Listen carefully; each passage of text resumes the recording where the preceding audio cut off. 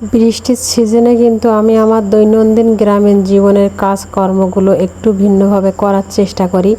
কারণ যদি একটু ভিন্নভাবে না করার চেষ্টা করি তাহলে কিন্তু বর্ষার দিনে কাজ করে এগোনো যায় না। তো কিভাবে আমি কাজ করি সবটা সামলাই, বাচ্চা কাচ্চা, সংসার, মানে সবজি ক্ষেত, হাঁস মুরগি আর কি যা আছে গ্রামীণ জীবনে যেগুলো থাকে, তো সেগুলোই কিন্তু আজকে শেয়ার করব। আর এইভাবে যদি করা হয় কাজ তাহলে আমার মনে হয় যে নিজের কষ্টটাও একটু কম হয়। তো সেটাই কিন্তু আজকে আপনাদের সাথে আলোচনা করব। তার আগে দেখেন যে কি সুন্দর আমার এই যে সবজি ক্ষেতের আর এই যে গাছগুলো, আর তার থেকে সুন্দর লাগে আমার এই যে বর্ষার দিনে যে মেঘলা আকাশ, নীল আকাশ এইগুলা। তো যাই হোক, প্রথমে কিন্তু আমি ঘরের বিছনাগুলো একটু ঠিক করে নিচ্ছি। কারণ ঘর কিন্তু সবার আগে পরিপাটি করে রাখতেই হবে। কারণ যদি হুটহাট করে আমাদের বাড়িতে মেহমান আসে তাহলে কিন্তু একটা লজ্জায় পড়ে যেতে হয় যদি ঘরগুলো অগোছালো থাকে। তো সেজন্য কিন্তু সর্বপ্রথমে যে কাজই থাকুক না কেন ঘর বাড়িগুলো আগে পরিষ্কার করে নিতে হবে। ঝাড়ু টাড়ু দিয়ে বেড টেড সব পরিষ্কার করতে হবে। আর আমার মানে মা চাষিরা বলতো আগেকার দিনের মানুষেরা যে সকালে উঠে আগে বাসি ঘর ঝাড়ু না দিলে নাকি উন্নতি হয় না। তো আসলে এই কথাটা কতটা সত্য আমি কিন্তু জানি না, তারা বলে তাই বলছি। তো যাই হোক, সেগুলো গোছানোর পরেই কিন্তু আমি আসছি কাপড় মানে কাঁথাগুলো কেচে দিতে। তো এইগুলো কিন্তু একটু ভিজিয়ে রাখছি কারণ ময়লাটা চলে যাবে। তো ভিজিয়েই কিন্তু আমি রান্নাঘরে চলে আসছি, একটু ঝাড়ু দিয়ে রান্নাঘরটা নেবে নেব। আর ততক্ষণে কিন্তু আমার কাপড়গুলো একটু ভিজে যাবে, ময়লাগুলোও কিন্তু উঠে যাবে।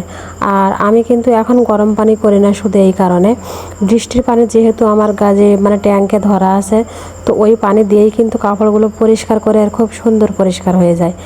আর এই যে দেখতে পাচ্ছেন এগুলো কি পরিমাণে চীনা হাঁসের বাচ্চা মানে দৌড়াচ্ছে আমাকে দেখে। ওরা কিন্তু বুঝতে পারছে যে ওদের খেতে মানে দেবো আর কি, আমি দেই তো সেজন্য। তো যাই হোক, রান্নাঘরের কাজটা সেরে এসে কিন্তু কাপড় চোপড়গুলো ধুয়ে দেবো।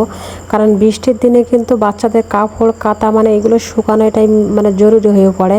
তো সেজন্যই কিন্তু ঘর বাড়ি গোছানোর পরে রান্নাঘরটা নেপে এসেই কিন্তু আমি এটা পরিষ্কার করে দিচ্ছি। কারণ সকালে যেটুকু রোদ হবে যদি কাঁচা থাকে যখনই হোক না কেন ওটা কিন্তু শুকাতে পারবো। তো ওখান থেকে এসে দেখছে যে ইরার বাবা বাজার করে নিয়ে আসছে। আর এই যে সুতাগুলো দেখছেন এইগুলো কিন্তু আমার চাষি আলুর মাছান করা হবে, মানে মাছা তৈরি করা হবে। বৃষ্টির দিনে কিন্তু চাষি আলু যদি মাছা তৈরি না করে মানে আলুর গাছগুলো নষ্ট হয়ে যাবে, সেই কারণে কিন্তু ইরার বাবা 5 কেজি সুতা নিয়ে আসছে, যে কচ সুতা বলি আমরা এটা আর কি। আর মাছা করতে কিন্তু প্রায় 30-40 হাজার টাকা আমার খরচ হয়ে যাবে, মানে জোন খরচ দিয়ে সার সব কিছু মিলাইয়ে বাঁশ খুঁটি আর কি এইগুলা। তারপরেও কিন্তু আমরা কৃষকরা ন্যায্য মূল্য পাই না, মানে এত যে পরিশ্রম করি। তো যাই হোক, কাজগুলো গুছিয়ে এসেই কিন্তু আমি রান্না করতে চলে আসলাম। আর রান্নাটা কিন্তু সর্বশেষে করে নিলেও চলবে, কারণ বৃষ্টির দিনে বসে বসে রান্না করতে তো আমার ভালোই লাগে। তো আমি কিন্তু এখানে আলু বেগুন দিয়ে রান্না করছি। আর আগের দিনে যে মাছটা দেখাইছিলাম পাঙাশ মাছ, তো ওই মাছের কিছু রয়ে গেছিলো, তো সেই মাছটা দিয়েই কিন্তু আজ রান্না করছি। ভাবছি পুকুরের মাছ যেহেতু ফ্রিজে রাখলে অতটাও ভালো লাগবে না, তো ওগুলো খেয়ে ফেললেই ভালো হয়, আর পরবর্তীতে তো আরও ধরা যাবে।